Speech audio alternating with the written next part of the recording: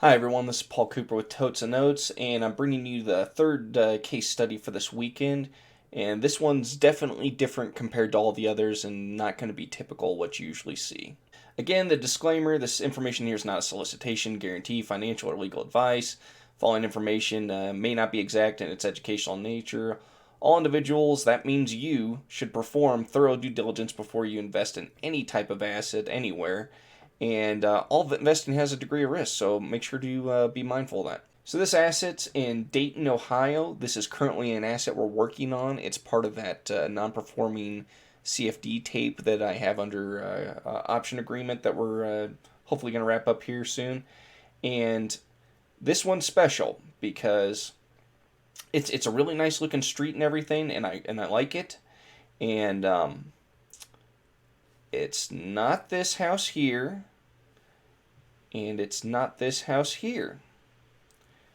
It's this area right here. So it's an empty lot. And I knew that going in when they gave me the address. It's had to have been vacant for years because if you go to Google Maps, and this is the Google Map view, that's I can't remember how old it is, but it's at least a year or two old. There's nothing there. Realtor drove by just to do a quick drive by, didn't even do a full BPO, but just to verify it. They took me a picture of a really nice, luscious green empty lot. So that was nice just to verify that. The cool thing is there's still some value to the lot, and we're going to go over some strategies with that. But let's get to the numbers. Dayton's decent town. I'll see a lot of investment opportunity in Dayton and Ohio in general. It's a blue collar neighborhood, nice established starter home blue collar neighborhood with solid values, decent rentals. The UPB is $24,925, but when I was doing initial due diligence, I found out that it was a vacant lot, so my bid is zero. Now again, I didn't bid zero just on this because it is part of the tape, but I basically just zeroed what I would put in for this. So hopefully that makes sense. I kind of do a stair-stepping / ramping method for bidding on non-performing assets depending on the value of the asset, what the UPB is, and how old or when the last payment was. So that kind of determines what I bid, and I did that for each asset, and then I came up with my bid that way for the tape. This asset's gonna bid basically zero on. Normally I would bid a little something on a vacant asset, but we're about to get to that. So here's the P&I is $217.55. So annually you'd get about $2,610. Interest rate's 9.9%. That's nice, and the fair market value and what the realtor kind of told me was that lot's probably worth anywhere from about 5,000 to 7,500, maybe even 10, just depending. But here's the other goose egg. So not only is it a vacant lot, they have a lot of back taxes. Little over $24,000 worth of delinquent taxes. That's a lot, and I don't blame the borrower for not paying it because it's a vacant lot. And they couldn't sell it because they still have the CFD on it, so there's really nothing they could do.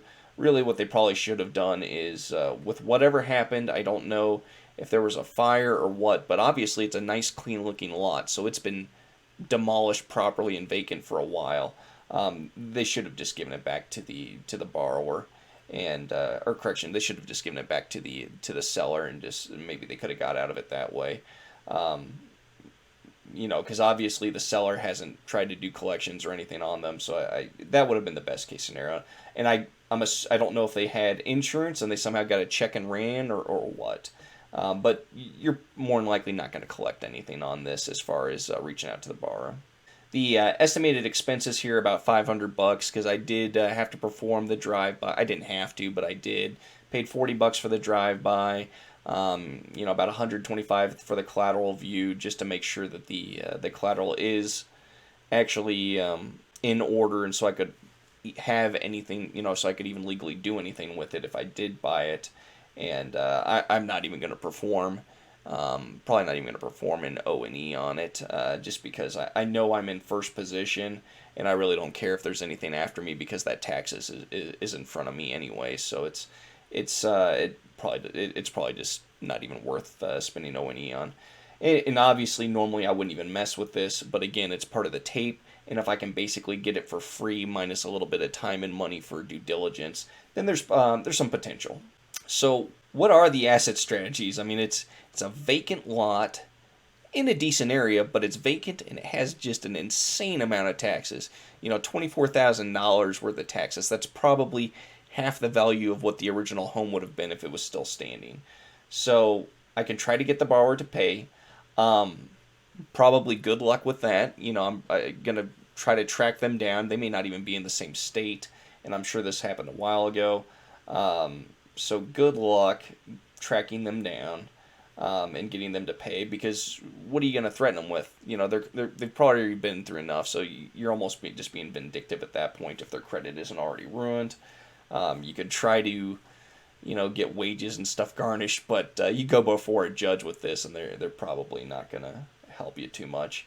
Um, Here's a strategy I really like with vacant lots. I haven't done it yet because I really haven't had any vacant lots. Um, but it's a good strategy I've heard from quite a few investors is sell it to the neighbor, because if you go, so we're back here. This is a home, and then this is a home here. The homes are smaller and kind of long on narrow, long lots. Adding this space to one of them, or if they could negotiate it where they split it, that'd be really nice. They could, now they've got more space, and that's kind of a no-brainer decision for us to sell it to them or for the homeowner to buy it. If I in my neighborhood, it's not likely that I would ever be able to buy a vacant lot next to me since we're pretty close. But if my neighbor's home was just gone and they offered me that lot for a decent price, I'd probably buy it because it's nice to be able to control the land around you, even if you're not going to use it.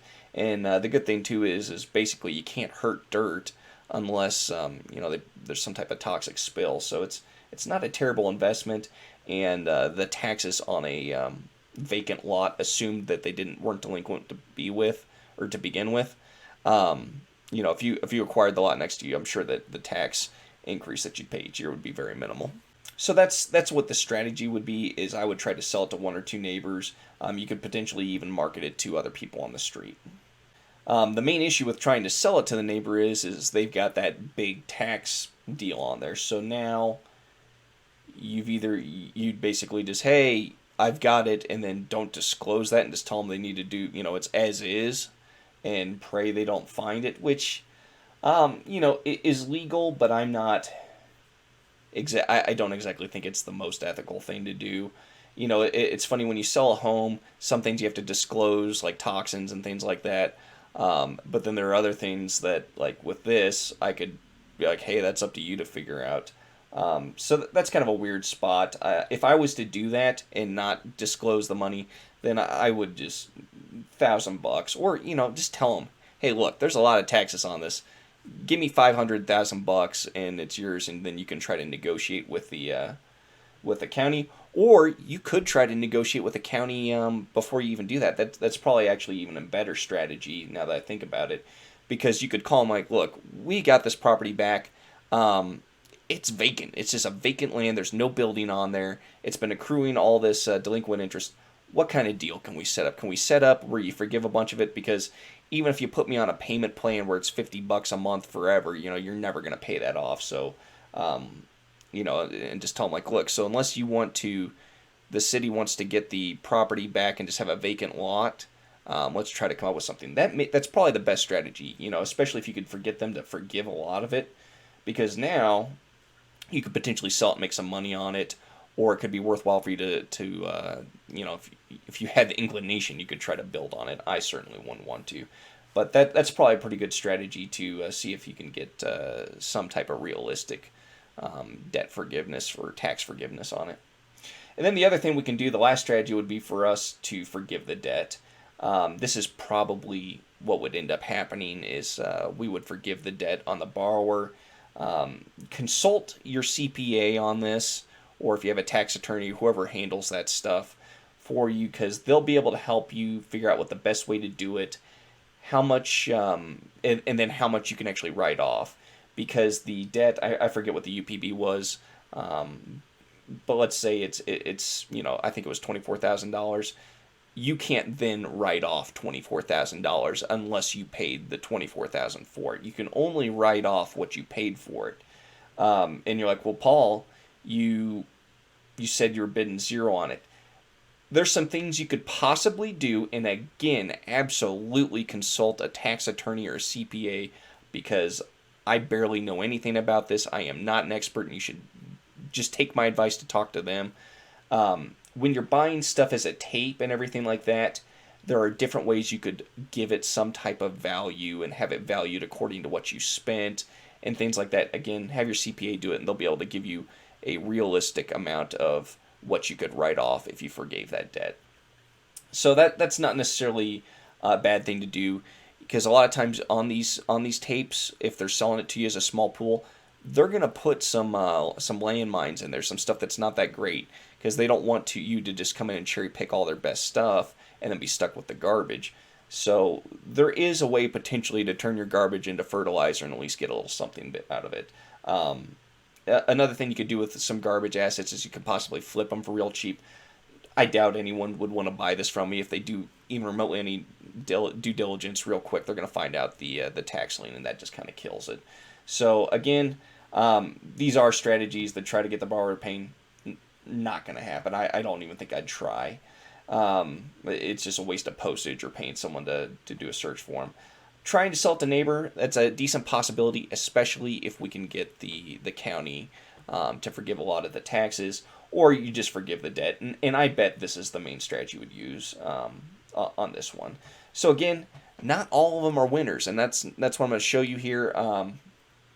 I haven't bought this one yet. We haven't closed, but it is something that'll happen. I'm not afraid to show you the good, the bad, and ugly, whether I've bought them, I haven't bought them. They were in the past. I'm looking to buy them in the future. So this was just kind of an oddball, interesting one, and it just really emphasizes that, hey, you need to do your due diligence. This was pretty easy to find. It listed that huge amount on the county website. I think it listed at like 10,000, so I knew it was going to be high and worth more, or not worth as much as the property. And then the collateral file reviewer was able to pull up even more detailed county taxes for me and saw that was roughly 24,000. So that's just insane. But again, I hope you got something out of this, just some of the oddball stuff you'll see. And don't hesitate to reach out to me, and we're going to have more case studies on a regular basis in the future. You all have a good weekend. Take care.